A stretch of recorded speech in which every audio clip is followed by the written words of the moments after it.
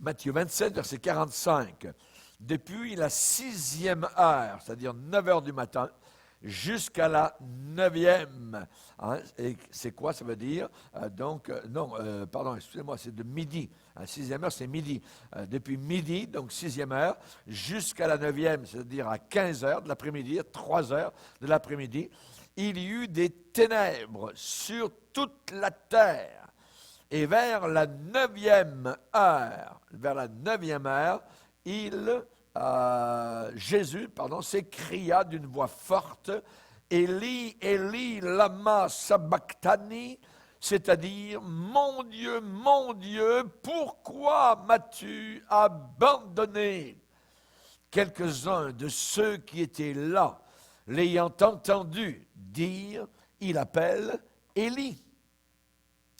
Et aussitôt, l'un d'eux courut prendre une éponge qu'il remplit de vinaigre, et l'ayant fixé à un roseau, il lui donna à boire. Mais les autres disaient, laisse, voyons si Élie viendra le sauver. Jésus poussa de nouveau, donc deuxième cri, de nouveau un grand cri, et rendit l'esprit. Et voici, le voile du temple à Jérusalem se déchira en deux, depuis le haut jusqu'en bas. La terre trembla, les rochers se fendirent, les tombes, sépulcres s'ouvrirent, et plusieurs corps des saints qui étaient morts ressuscitèrent.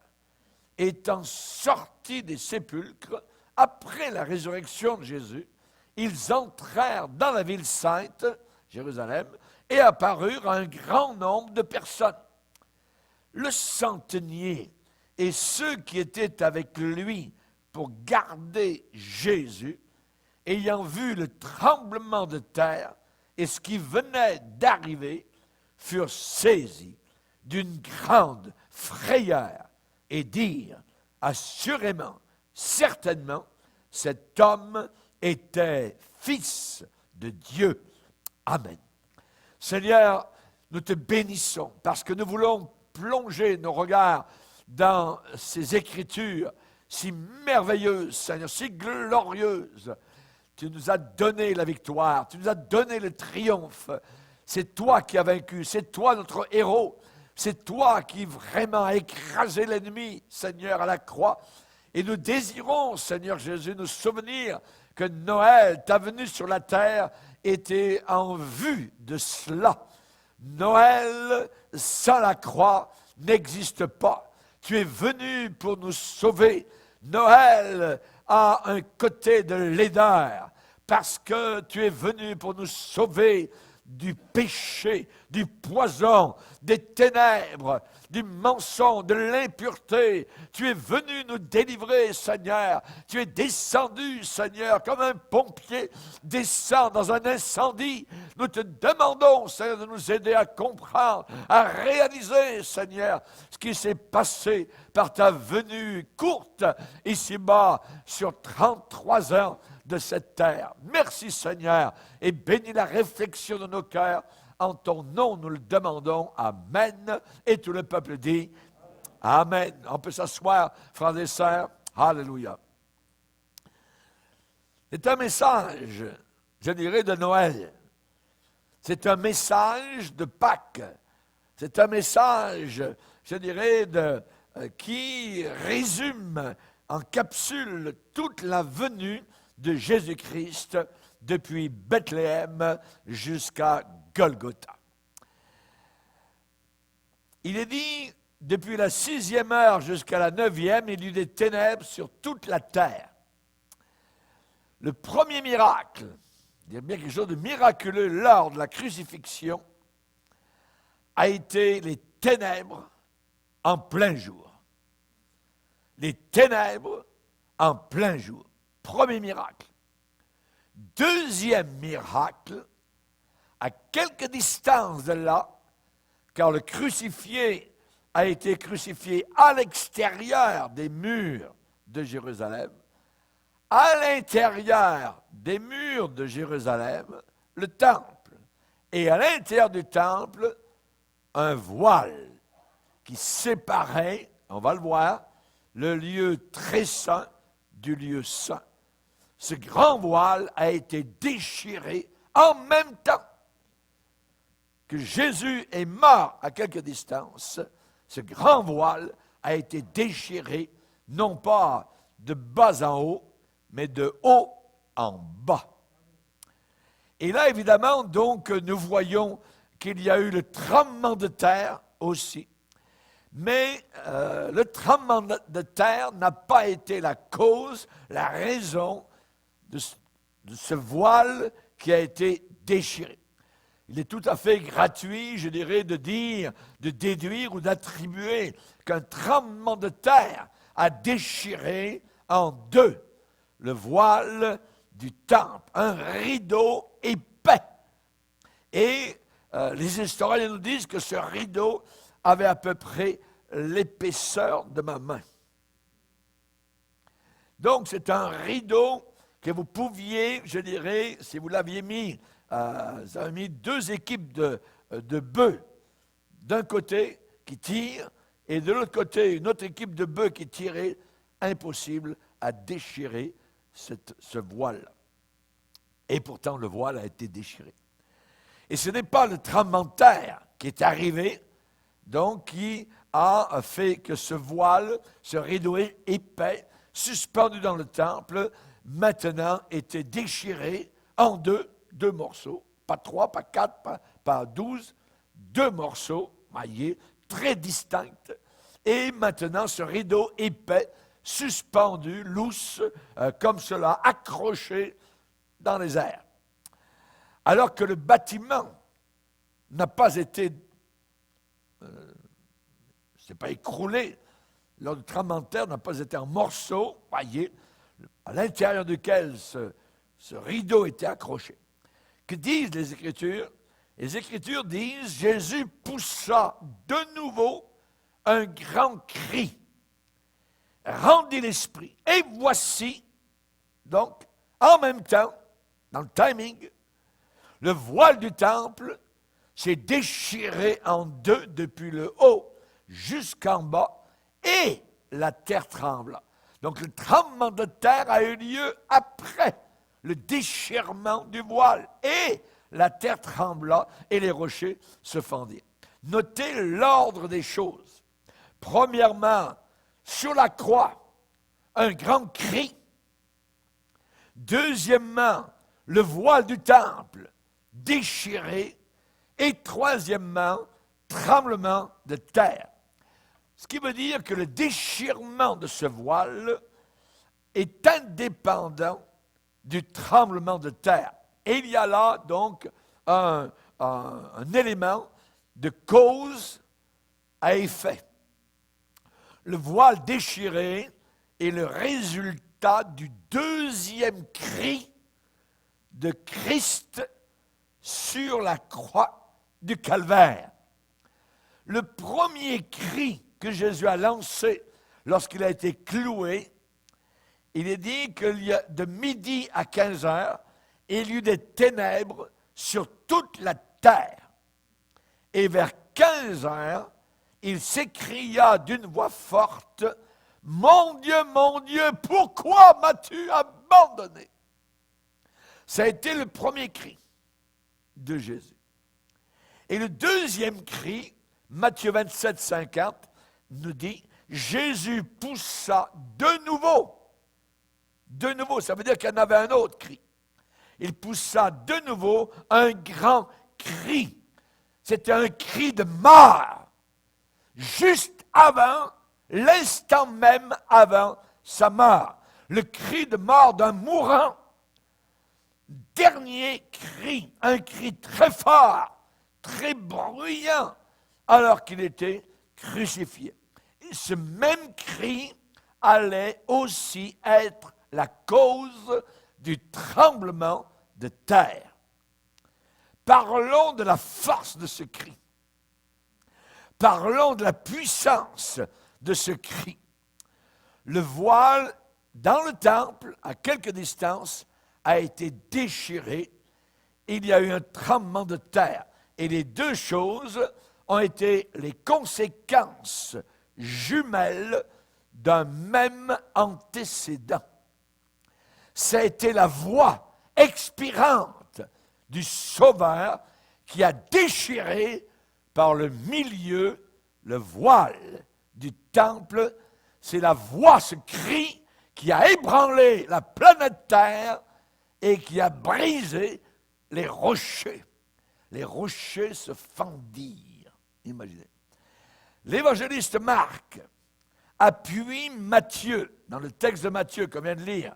Marc confirme et il complète Matthieu. Marc mentionne lui aussi le dernier cri du Sauveur. Il dit dans Marc 15, 37, « Mais Jésus, ayant poussé un grand cri, expira. Et le voile du temple se déchira en deux, depuis le haut jusqu'en bas. » Marc ne parle pas du tremblement de terre, mais cependant, Matthieu parle des impressions du centurion romain qui dirigeait l'opération donc de la crucifixion. Et Matthieu donc parle des impressions de cet homme, un soldat, un légionnaire, donc qui marchait à l'ombre de l'aigle romain et qui a été témoin de la crucifixion. Ce n'était pas la première fois que cet homme a donc organisé des crucifixions. Mais là, on voit que cet homme a été affecté par le tremblement de terre.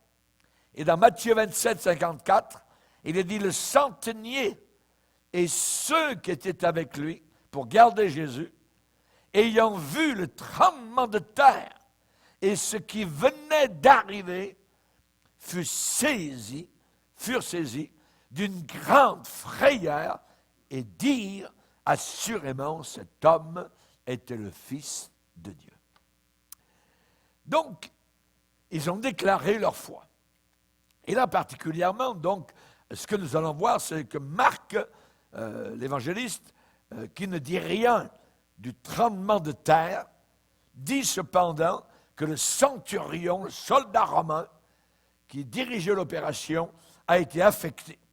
Marc 15, 39, le centenier qui était en face de Jésus, c'est-à-dire au pied de la croix, juste en face de lui, donc le condamné à mort était là. Et donc le centenier qui était en face de Jésus, voyant qu'il avait expiré de la sorte, dit, assurément cet homme était fils de Dieu.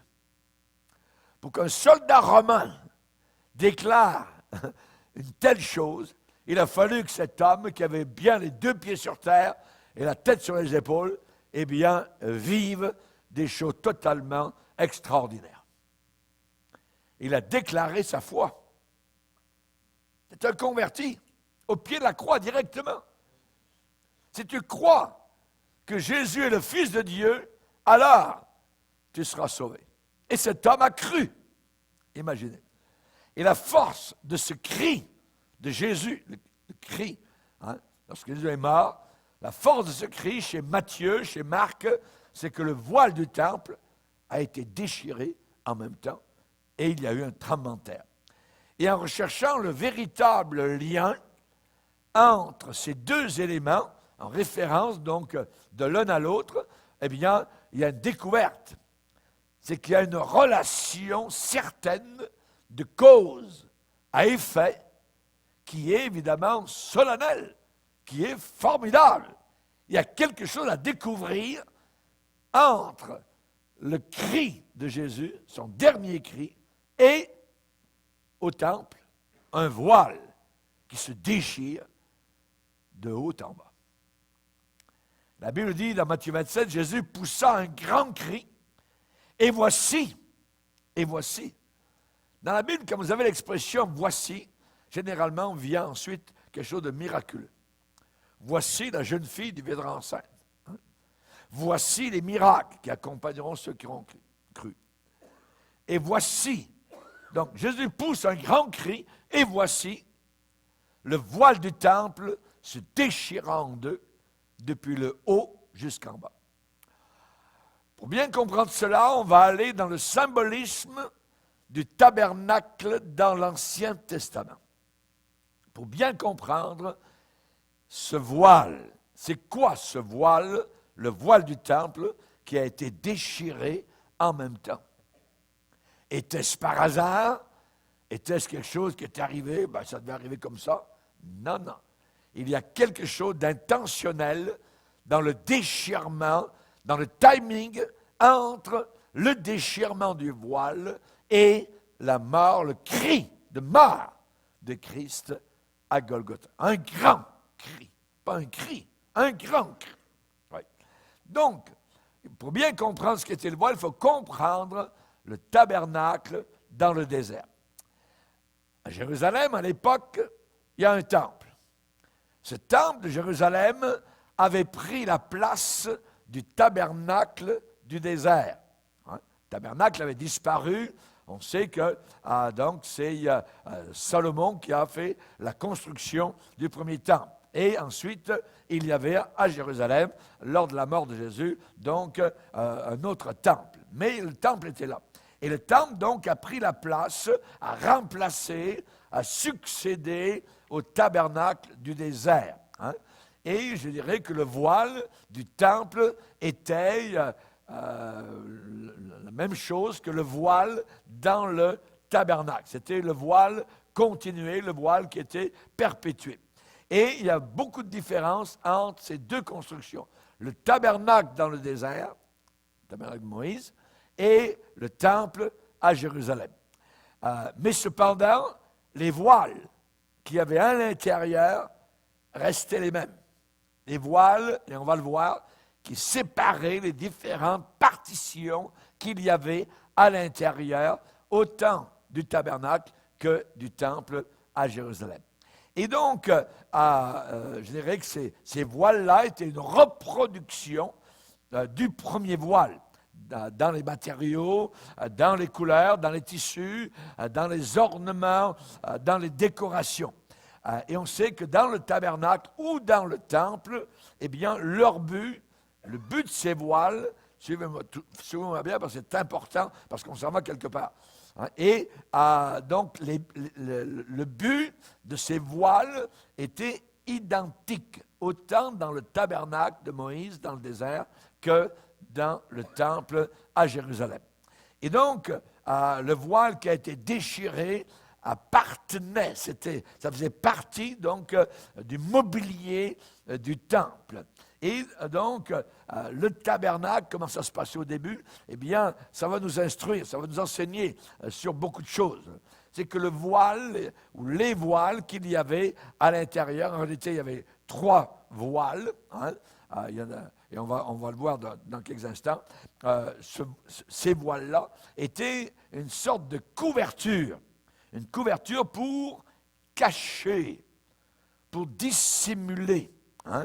Et donc, particulièrement le voile dont on parle aujourd'hui et qui s'est déchiré à la mort de Jésus, eh bien, se trouvait, pendait, accroché, donc, devant un lieu appelé le Saint des Saints, ou encore le lieu très saint, hein?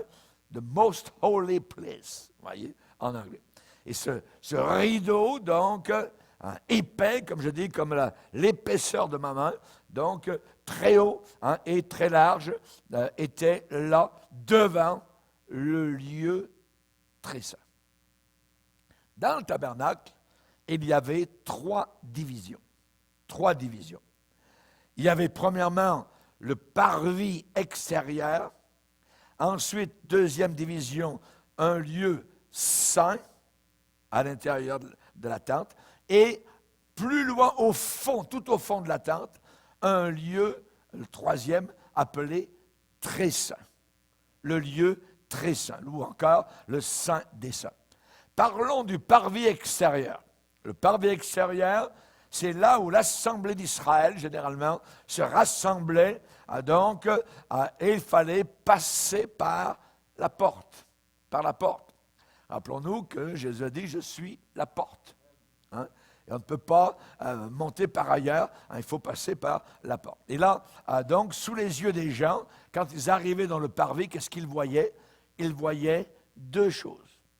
Ils voyaient un autel avec 4 cornes de chaque bord, où l'on offrait, donc, d'abord on saignait les animaux, et ensuite on les brûlait en holocauste devant le Seigneur.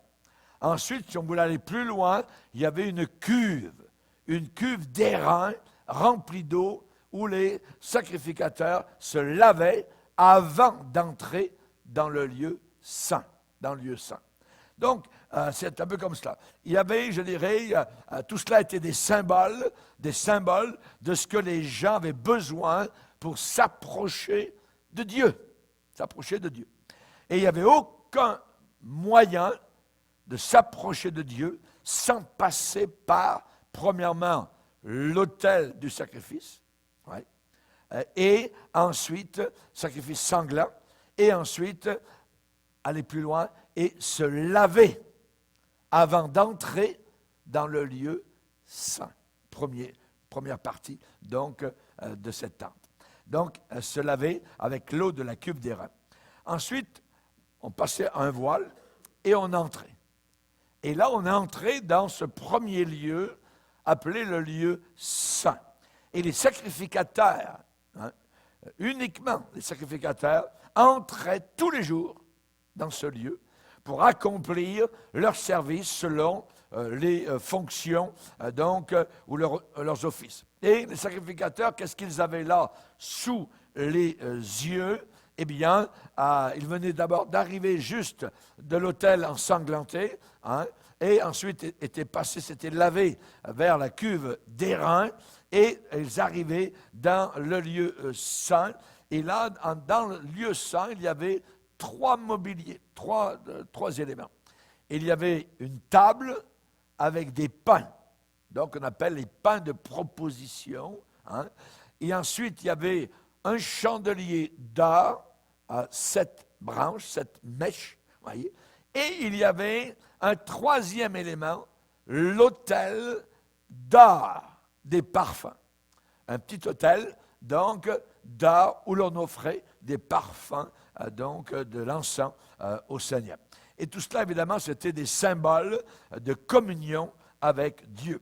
On se rappelle que le Père Jean-Baptiste était en train, justement, d'officier dans ce lieu-là, lorsqu'est arrivée soudainement une visite angélique, un ange, que dis-je, un archange, qui se tient devant le Dieu éternel dans la gloire, qui vient vers ce sacrificateur qui est âgé, très âgé, Zacharie, et dont la femme est vieille aussi, Élisabeth, et ils n'ont pas d'enfant.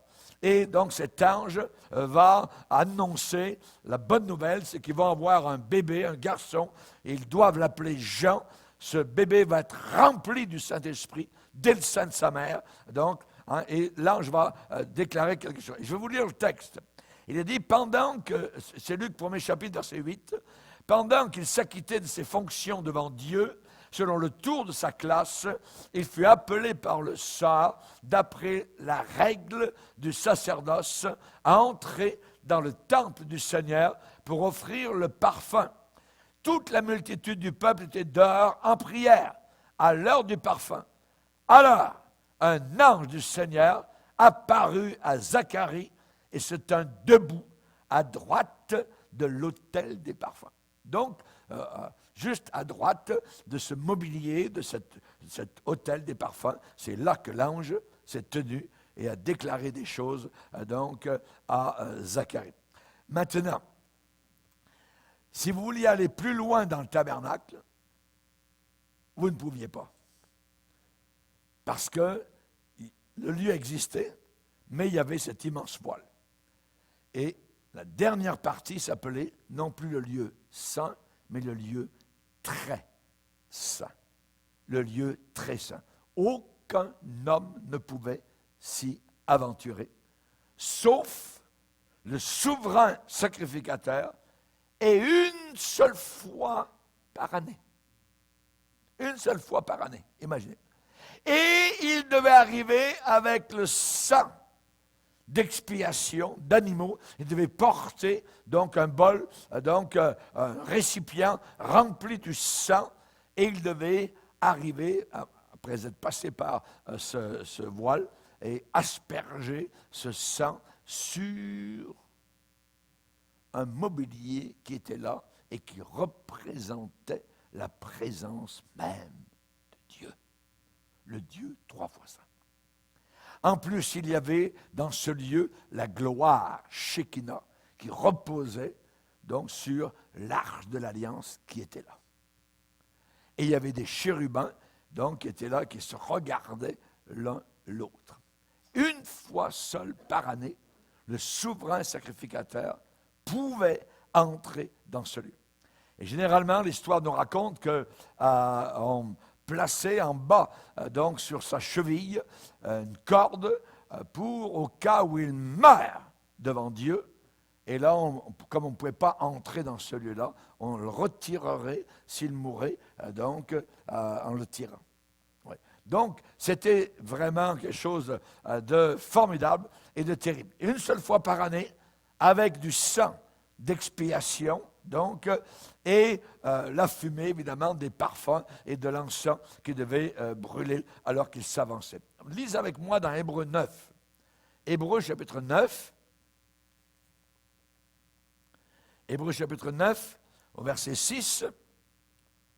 Il est dit, « Or, ces choses étant ainsi disposées, les sacrificateurs qui font le service entrent en tout temps dans la première partie du tabernacle, c'est-à-dire le lieu saint.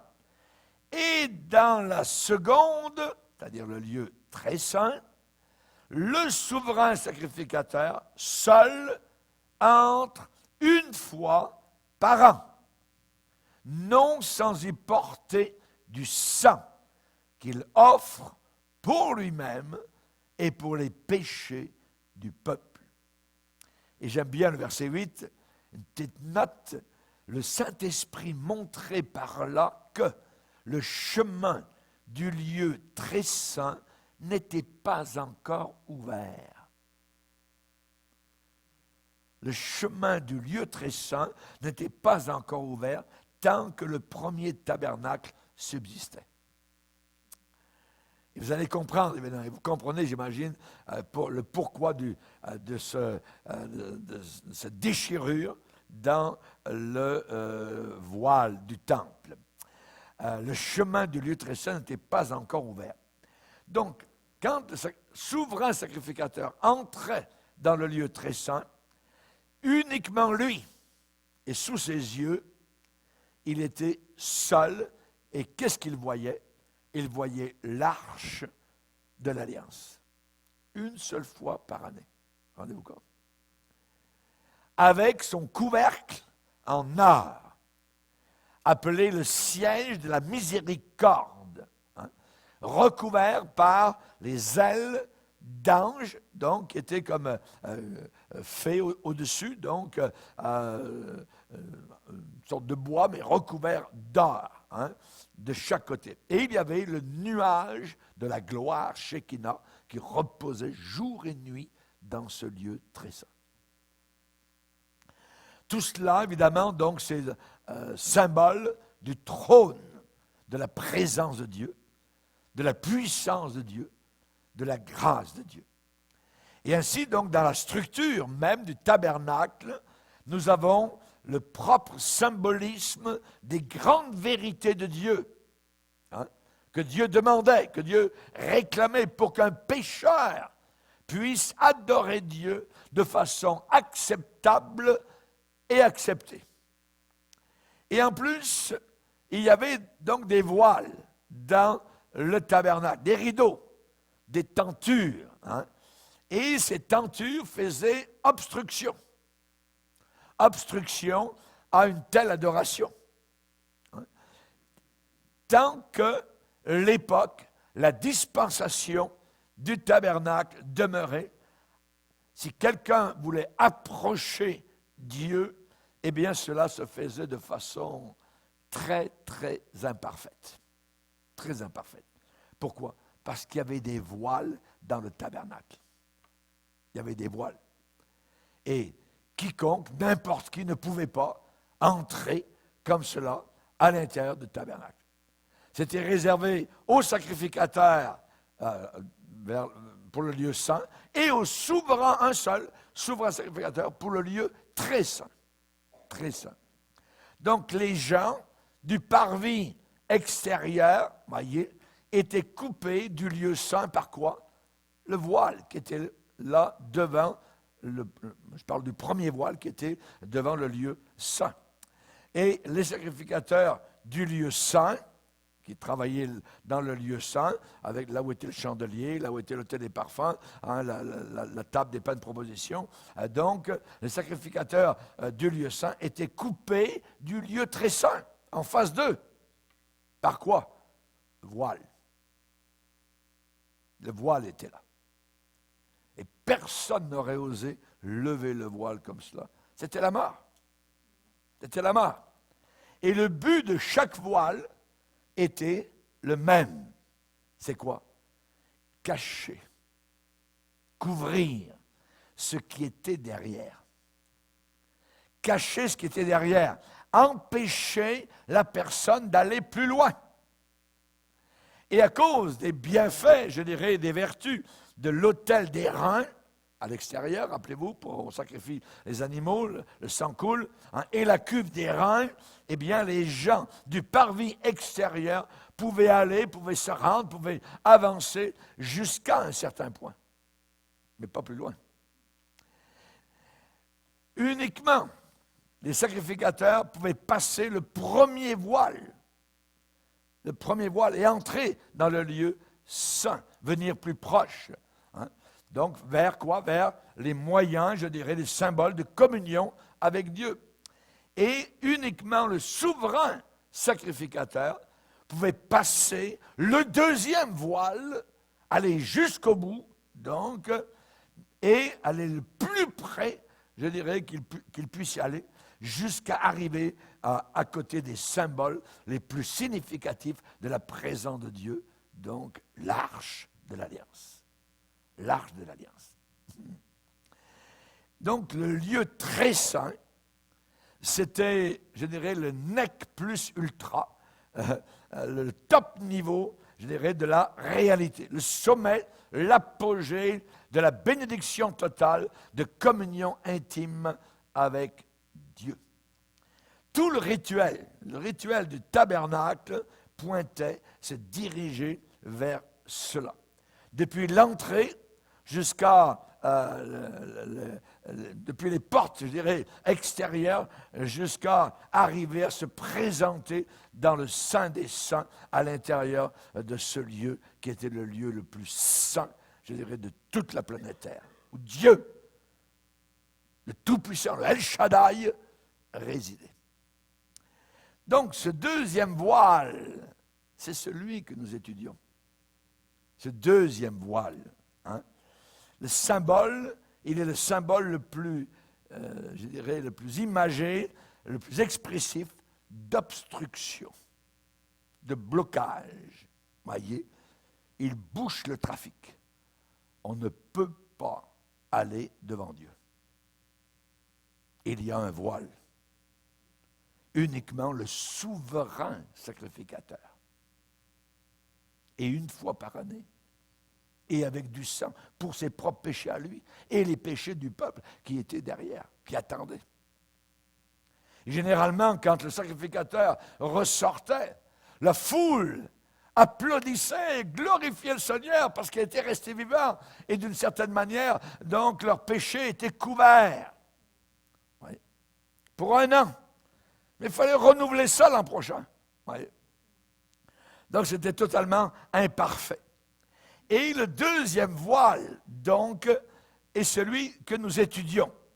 Ce deuxième voile, donc, dans le temple à Jérusalem, donc, après que le tabernacle a été détruit, le temple a été fait exactement de la même manière, avec le parvis extérieur, avec l'autel, un plus grand autel des holocaustes, avec une plus grande cuve où les sacrificateurs se lavaient, et donc un plus grand temple où là, il y avait encore un lieu saint et un voile qui coupait la route pour aller jusqu'au lieu très saint. Donc c'est à peu près la même chose, c'est la même configuration que le tabernacle. Je parle maintenant du temple. Hein. Et je vais vous montrer un passage dans Lévitique 16 et au verset 2. Lévitique 16, verset 2. Lévitique 16, verset 2.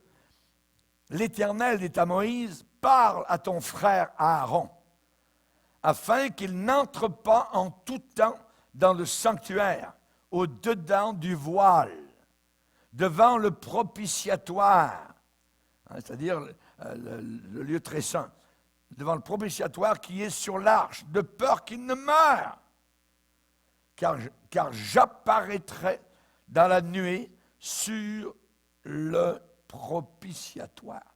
Donc, ce qui se passait, c'est que Aaron entrait, sortait, puis au début, quand ils ont commencé la construction du tabernacle, Dieu a dit, whoop, whoop, Moïse, non, parle à ton frère, parce que là, il ne faut pas qu'il rentre et qu'il sorte comme il veut, tout ça, il va mourir, tout ça. Donc, on voit que c'était un lieu terrible, majestueux, et on ne peut pas entrer dans la présence de Dieu uniquement comme ça. Dieu ne peut pas supporter donc le péché des pécheurs. Hein. Et ce que nous voyons, eh bien, c'est particulièrement la description du deuxième voile. Deuxième voile, le fameux, ce voile, hein, donc qui a été déchiré hein, à la mort de Jésus. Et comment était-il fabriqué? Lisez avec moi dans Exode 26. Exode 26. Exode 26, verset 31. Tu feras un voile bleu, pourpre et cramoisi, et de fin lin retors. Il sera artistement travaillé, et l'on y représentera des chérubins. Tu le mettras sur 4 colonnes d'acacia, couvertes d'or. Ces colonnes auront des crochets d'or et poseront sur 4 bases d'argent.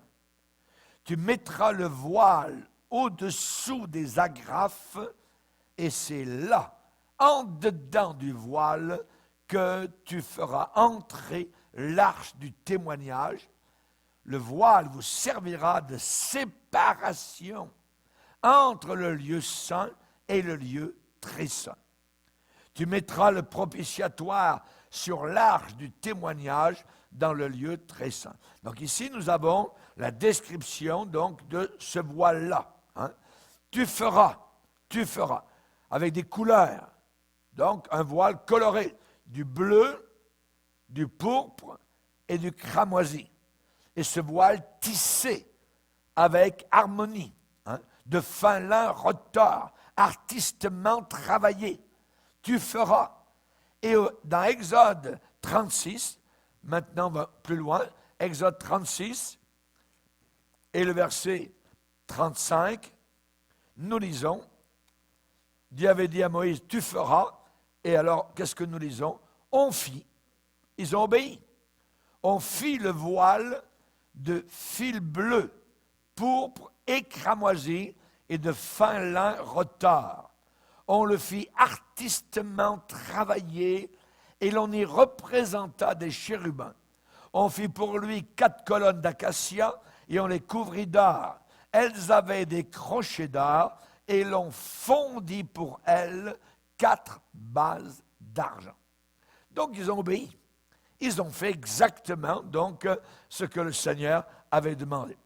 Donc il y avait des couleurs, le bleu, le pourpre, donc le rouge, hein, qui est le pourpre, qui était entre les 2 autres couleurs, le bleu et le cramoisi. Et il y avait des chérubins, donc, qui étaient tissés sur ce grand voile. Qu'est-ce qu'on a là? On a l'idée de vie, on a l'idée de puissance, et en même temps de beauté et de gloire, artistement travaillé. Hein. Et ce grand voile, donc, épais comme ma main, imaginez, était suspendu par des crochets en or à 4 colonnes, 4 piliers recouverts d'or. Travail d'artiste, artistement travaillé. Et là, donc, cela a été copié à partir d'un modèle. Où était le modèle? Le modèle a été montré à Moïse sur la montagne de Sinaï. Tu feras, Moïse, exactement tel que je t'ai montré. Donc, il a vu sur la montagne du Sinaï, Moïse a vu le modèle, a vu comment c'était, Dieu l'a montré en vision. Donc, ce qu'il voulait, ici-bas sur cette terre. Alléluia. Imaginez. Donc, ça doit être très, très impressionnant à la lumière, donc des rayons du chandelier qui était dans le lieu saint. Donc, et là, évidemment, donc, la pensée de quelqu'un qui travaillait dans le lieu saint, c'était quoi? Le respect. Tu ne fais pas n'importe quoi. Tu agis correctement. La pensée, c'était l'honneur à Dieu, la crainte de Dieu. C'était terriblement imposant.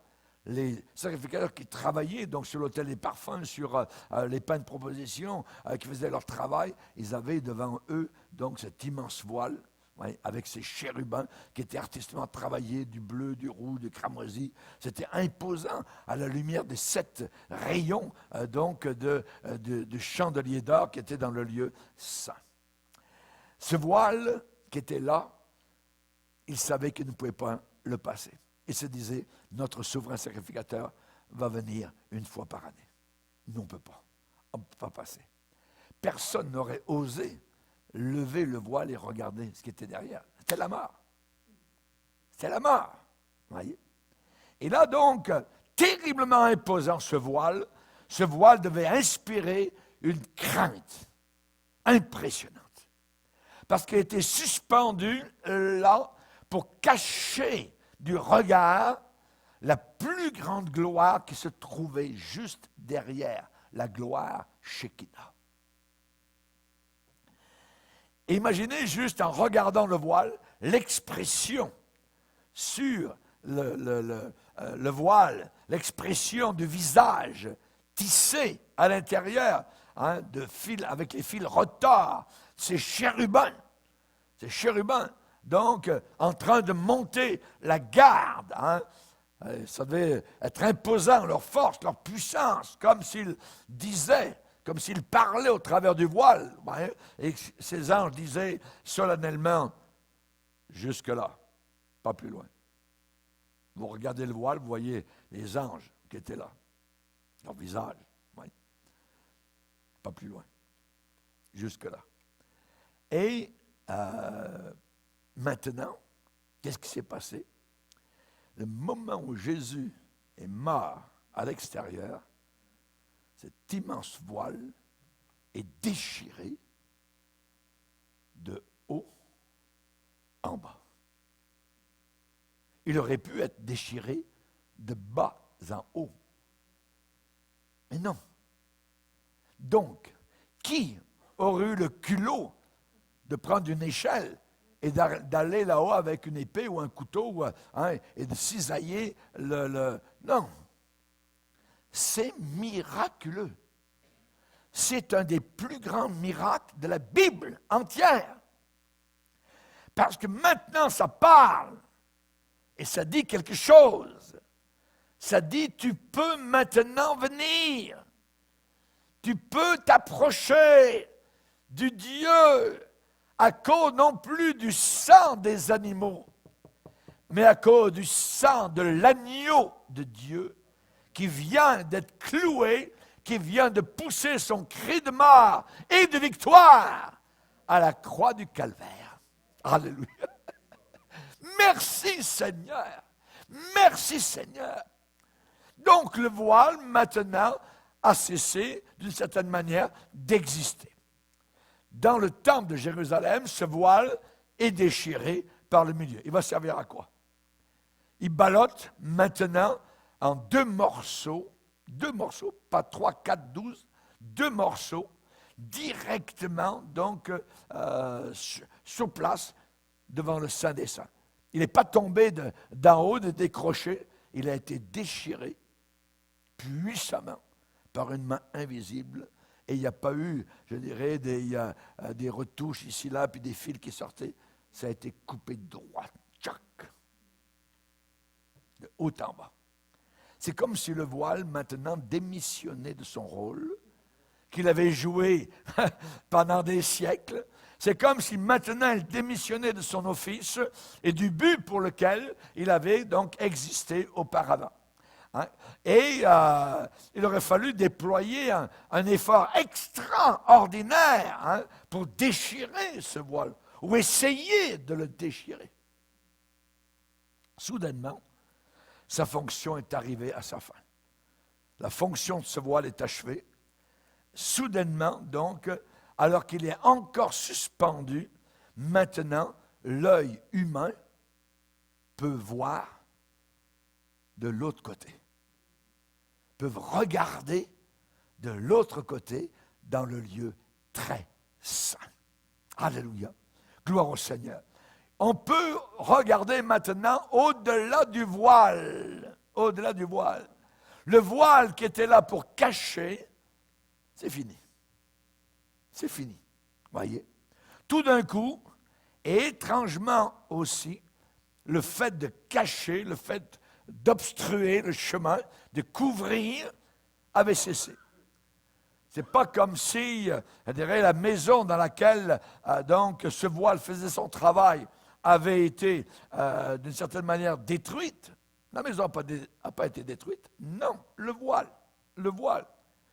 Donc, pas comme si quelques mains humaines, hein, de façon violente et sans autorisation, hein, eh bien, étaient intervenues. Non, depuis le haut. Qui va se balader là-haut, en haut? Oui, c'est très, très haut. Depuis le haut jusqu'en bas. Dieu venait de parler. Dieu venait de parler. Alléluia. Et là, nous allons voir la coïncidence, le timing au moment où cette chose, ce miracle est arrivé. Aucune main humaine n'a interféré. Donc, rien depuis le parvis extérieur n'avait été déplacé. Rien n'a été cassé, comme si des violents, des voleurs, quoi que ce soit. Rien. Juste un voile qui se balade maintenant. Et les sacrificateurs qui étaient là regardent. Et ils savent ce qui vient de se passer. Et ils se demandent qu'est-ce qui est arrivé. Qu'est-ce qui est arrivé? Oui. Au travers de cette construction magnifique, donc, était le temple. Et cela, donc, n'est pas arrivé à cause d'un procédé naturel, parce que les fils étaient usés maintenant, ça faisait longtemps, tout ça, des siècles, donc maintenant le voile est usé, tout d'un coup, il vient de se déchirer. Jamais de la vie. On veillait à ce que le voile demeure toujours, évidemment, efficace. Donc, pas de décadence dans le voile, pas de vieillissement dans le voile, pas de voile décousu, absolument pas. Voyez, il ne tombait pas en loques, absolument pas. Le voile du temple n'a pas été déchiré ici et là, il a été déchiré en deux. C'est ce que la Bible dit, en deux. Donc seulement deux morceaux égaux. Deux morceaux égaux, depuis le haut jusqu'en bas. Une ligne droite, jusqu'en bas, tout au travers. La Bible dit, Luc 23, 45, le voile du temple se déchira par le milieu. Tout est exact dans la Bible. Par le milieu. Ce qui veut dire que c'est pas à peu près, c'est pas d'un côté aux trois quarts, puis là, de l'autre côté, il reste un quart. Non, non. Au milieu. Moitié, moitié. Donc, et pas déchiré de façon hachée, hein, saccadé par un instrument, un couteau, une épée, une scie, à partir, je dirais, du bas du rideau. Là, non, non, absolument pas. Voyez, qui aurait osé? Voyez, il a été coupé de façon nette. Ce rideau, ce voile a été coupé, je dirais, de façon propre, qu'on appelle en bon français clean cut. Donc, par une main invisible à partir du haut. Et donc, ces versets que nous avons lus, eh bien, nous impliquent que quelque chose de surnaturel est arrivé. Surnaturel. Et tous ceux qui ont vu cela ont dû dire la même chose. C'est miraculeux. C'est miraculeux. Alors, nous allons parler de la coïncidence maintenant. C'est-à-dire le timing. C'est pas arrivé c'est arrivé au moment où le cri de mort et de triomphe à quelque distance de Jésus, donc Jésus est en train de mourir, c'est arrivé à ce moment-là exactement.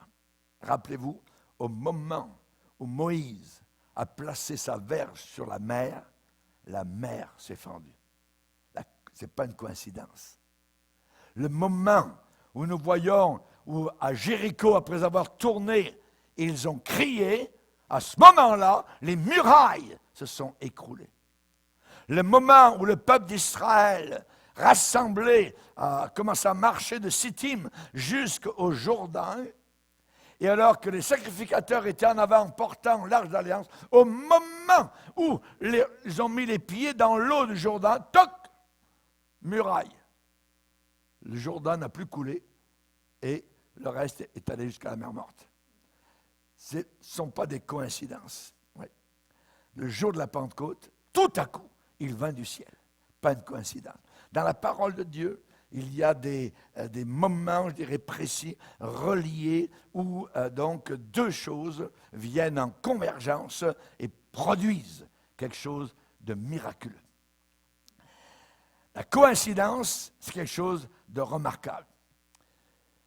Mais je dois finir, et je vous en parlerai vendredi. Vendredi. Parce qu'il y a trop de choses, donc, à dire vis-à-vis de ce voile déchiré. Amen.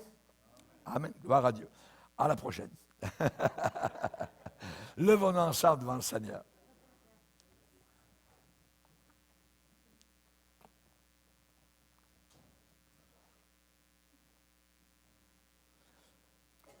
Seigneur, nous voulons te glorifier.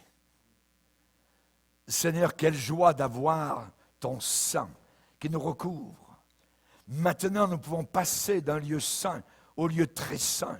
Nous pouvons venir en ta présence même et ta parole nous dit partout, approchez-vous de moi.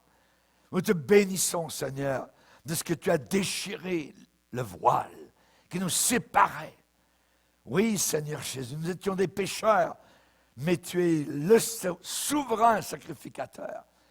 Et tu es entré toi-même pour nous représentant dans le lieu très saint, dans la présence du Père, non pas dans un tabernacle terrestre, mais dans le tabernacle céleste, dans la présence même du Père, avec ton propre sang.